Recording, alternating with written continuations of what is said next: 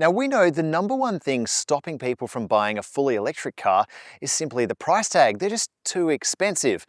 But what if I told you the time has already come where you can buy a mid-size SUV in fully electric form for the same price as a combustion one? This is the Leapmotor C10. Yes, it's fully electric, and you can have one of these for about the same money as a mid-spec Toyota RAV4. So is it too good to be true, or is it time to leave the petrol Bowser behind you? Let's find out. Not long ago, the most affordable electric mid-size SUV cost something like $70,000.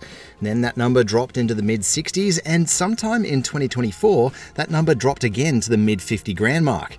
But the headline-grabbing figure is the Leapmotor C10 starts from just $47,500 drive away. That's right, at the time we shot this vid, it's about the same price as the Toyota RAV4 GXL. It's fully electric, and unlike the BYD Atto 3, which can be had even cheaper, it's properly a midsizer. Part of Leapmotor's promise is you'll get an impressive amount of kit for the price as well, and it's true, there is plenty of stuff in this car. Highlights include 18-inch alloys, LED headlights, a 10.25-inch digital instrument cluster, a 14.6-inch multimedia touchscreen with built-in nav and over-the-air connectivity, a wireless phone charger, dual-zone climate, 360-degree parking cameras, 12-speaker audio system, a panoramic sunroof, and a comprehensive active safety suite. For a few grand more, you can step up into the design grade, which offers silicone synthetic leather seats, heating and ventilation for the front two positions, a heated steering wheel, a power tailgate, an air quality monitor, RGB ambient lighting, 20-inch alloy wheels, rear window tinting, and an animated LED rear light bar. Perhaps most interesting is the things you don't get. The biggest missing item is Apple CarPlay and Android Auto, which could be a deal breaker for some buyers, but there's also no all-wheel drive option, no option for real leather interior trim, and no items like a head-up display, for example. There's not even a key remote. Instead, you'll have to wrangle with either a phone app or a key card which needs to physically touch the car to unlock it. To me, the C10 feels sort of like if you asked AI to design a car for you. Sure, it's a little bit plain and featureless and inoffensive, but at the same time, I do feel like it's the average of every SUV released in the last 10 years just kind of melded together. I actually think this is a deliberate move. While it doesn't exactly grab you the same way an Ioniq 5 or a Kia EV6 might, the Leapmotor C10 doesn't really get anything wrong. It doesn't bash you over the head with too many chrome badges or ill-placed lights or vents or spoilers or even an overbearing grille. It just sort of looks approachable and anonymous, perhaps perfect for the family buyer who wants to drive an electric car but also fly a bit under the radar. Now, much the same could be said about the C10's interior, in that it follows a lot of the design trends of its rivals. It brings a big central screen-focused design and a really minimalist aesthetic across the dash. Now, some people might really like this, but I'd argue there are areas where it takes it really too far. There are no buttons, for example, anywhere in this cabin. There's not even a stop-start button. You need to use the near-field communication card to get the car started or lock it or get out of it, or you can use the app, but there's no actual stop-start button. There's also no hardware for the climate controls or any of the core functions of the car. You've just got switchgear to turn the windows up and down. It doesn't go so far as Tesla though. You do still get physical stalks for your indicators and your drive shifting, so it hasn't moved fully touchscreen, but it doesn't feel like it's too far off. And there's a reason that consumers don't necessarily always love this design aesthetic. It can be a little annoying to live with day after day, even though it looks kind of cool at first glance. Elsewhere, as you might have noticed, we've got this almost orange interior theme in this car, but there is a sort of off black, a sort of charcoaly interior option as well if you don't like the look of this one. And you've got this kind of, again, very stripped back sort of single piece console, standard sort of cup holders in the center here, and there's a wireless charger proudly displayed here as well. But there's not much in the way of sort of interesting things to point out. I mean, all of these interiors are synthetic leathers and they feel kind of synthetic in the doors. This material in the seats is a blended like silicone trim. It feels a bit softer, it feels a bit nicer, but it is still a synthetic material. And then you've got this weird kind of neoprene finish on top of the door here. But other than that, there's not really much else to point at. You haven't even got vent hardware. It's all hidden behind the dash here, much like it is in a Tesla too. So really the design is focused around these big screens and a, again, very minimalist sort of feel. Now, when it comes to storage, you get a bottle holder and a big pocket in each of the doors. There's a further two here in the center console, as I mentioned before, but it's quite shallow, and we noticed when you're sort of driving it in the corners a bit, bottles can tip and fall out of there. You've got a large pass-through under this console, so there's some extra storage there. There's also all of your sort of plugs for cables and such like that. You've also got this center console box. There's no extra ports or anything in there, but it is kind of nice and deep, so there's plenty of storage to be had. And there are a further two cup holders on the back, but again, those are quite shallow as well. When it comes to interacting with that software, you've got quite a fast chip in behind here, so the software is reasonably responsive, but there are some annoyances in that you do have to go through these tiny touchscreen menus to access a lot of the features of the car. And also, there's no Apple CarPlay or Android Auto, so people who are quite attached to that software, well, you're not going to get it here. And I know a lot of Tesla people don't mind that their cars don't get Apple CarPlay or Android Auto, and there are some built-in apps because this screen does use a sort of Google-backed software suite, but it's worth noting that it doesn't have it. So you will have to use maps that are built in, not the ones from your phone, and there are certain apps that you probably won't be able to use. Even things like active safety features are controlled through a swipe down tray, and you have quick access to things like your drive modes as well, but we did find some odd things when we were driving the car in that you could only turn off your single pedal driving, for example, which disables the drive modes, if you're in park. So we had to pull over quite frequently to try and turn features on and off, whether they were active safety features or they were drive modes. Let's hop in the back seat. This might be one of my favorite places in this whole car because it is enormous in here. There's just so much room. It feels really spacious. That's behind my own driving position, and I've got leagues of knee room, plenty of space for my feet too, because the floor is nice and flat.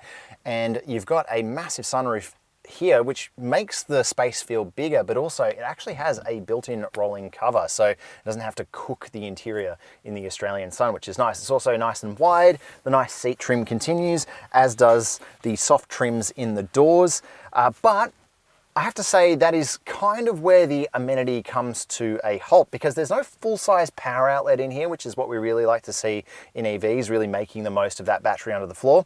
There is a USB-C, a USB-A outlet, and there are adjustable air vents with actual toggles here as well as pockets on the backs of the front seats and smallish kind of pockets in the doors too. Now, I should note that this car does something that not all cars do, in that you can fold the front seats and the rear seats completely flat and make like a full kind of camping setup in here.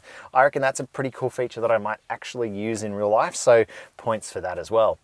Boot space measures in at an impressive sounding 581 litres with all 5 seats up.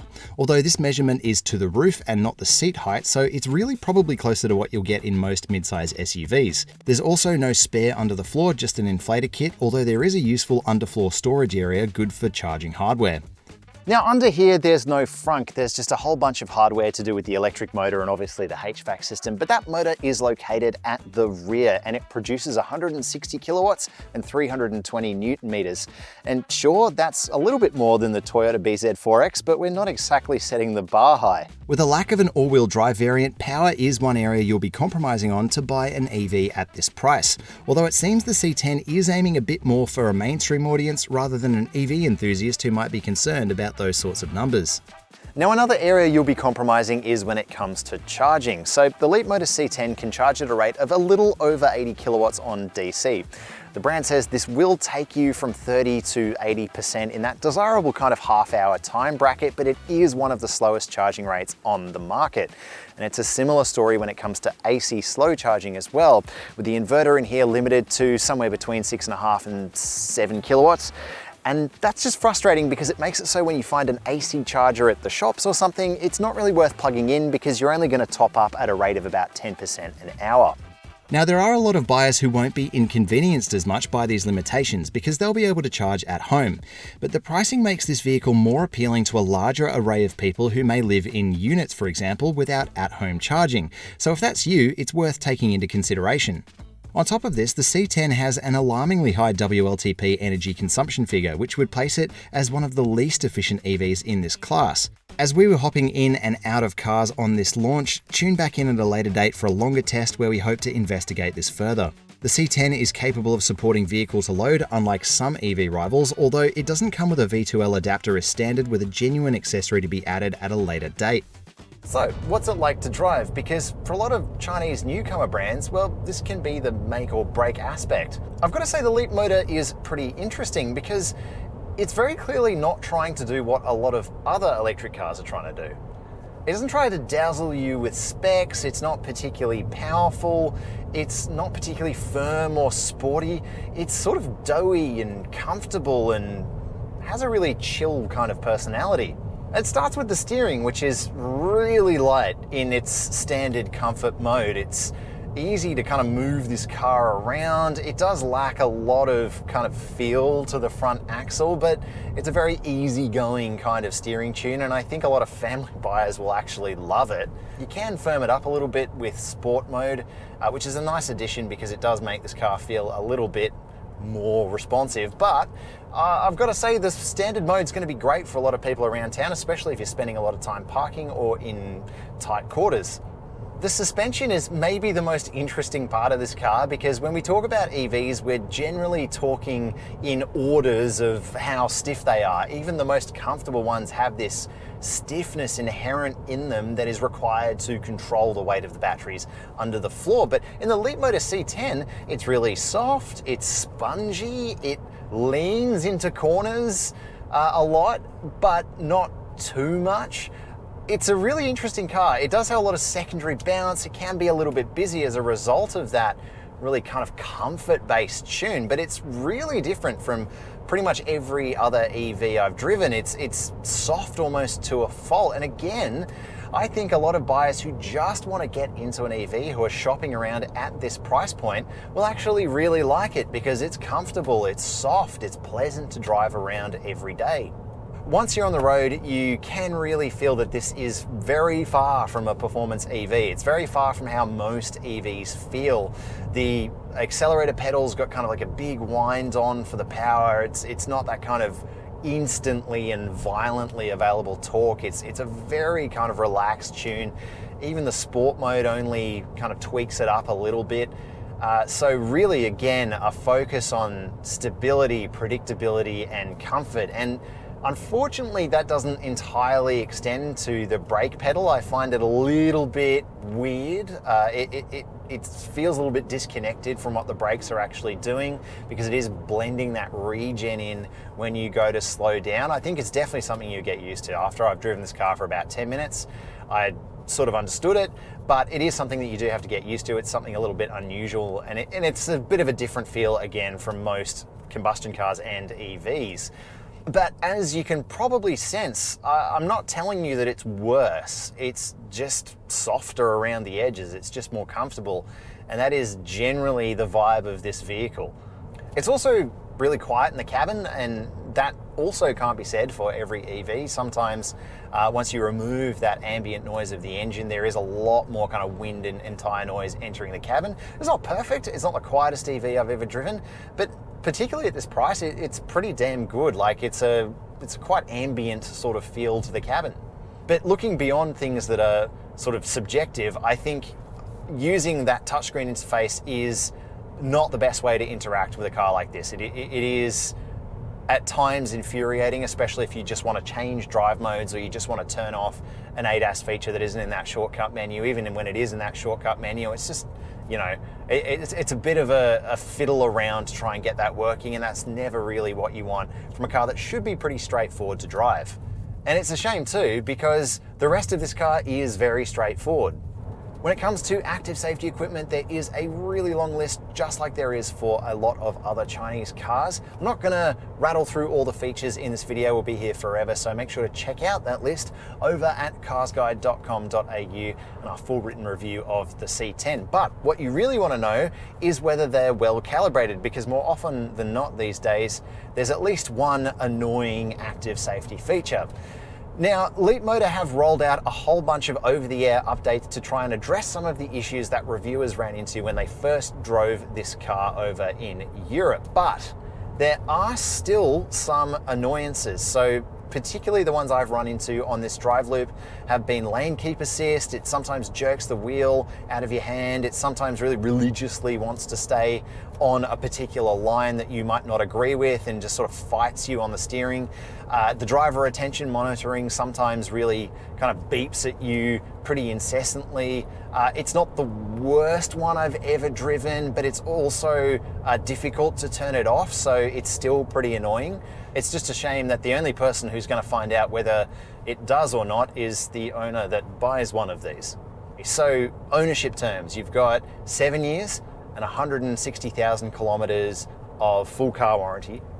You've got 8 years and 160,000 Ks of battery warranty, and then you get 5 years of roadside assist, 3 years of the connectivity suite in the central console here, and also buyers who hop in early will be able to benefit from 12 months of ChargeFox for free. The C10 is also covered by 5 years of cap price servicing, which comes in at a total of $2,000, averaging out to about $400 for each 12-month or 20,000 kilometer interval. It's not the cheapest EV to run, but it's also hardly expensive compared to most combustion cars. In most ways, the Leapmotor C10 does exactly what it says on the tin. This is a car which is a great value EV, and it also makes electric motoring more accessible for people who have a more combustion car-sized budget. But there is an element of getting what you're paying for. This isn't exactly an exciting car to drive. It also has pretty ordinary charging specs, and the interior feels pretty stripped out, even though it is quite spacious. I could see why you would pick one of these over a combustion car at the same price just on running costs alone. But now we're getting to the pointy end of price parity. Is that enough? Should an electric car be more at the same price than a combustion car is? Should it at least have the same amenities on the inside? Tell us what you think in the comments below, and as always, remember to check out the full written review over at carsguide.com.au.